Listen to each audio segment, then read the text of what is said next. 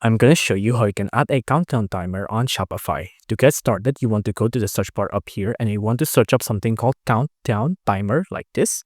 Now from here, you want to click on search countdown timer in Shopify App Store. Now let's wait for it to load. Once it's loaded in, pick whichever app you want. I recommend the one that just says free though because it is completely free. I'm going to tap on this one, for example.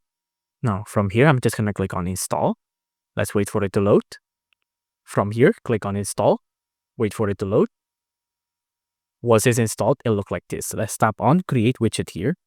Now I'm gonna pick which kind of countdown that I want. I'm just gonna pick a small one here. I'm gonna click on select. And then once here, just wait for it to load yet again. Now on here, you can see this is what the countdown will look like. I'm just gonna let it be like this. I'm gonna click on add to theme. And then I'm gonna give it to a product page or a password page or other pages, right? I'm just gonna do it on cart page here.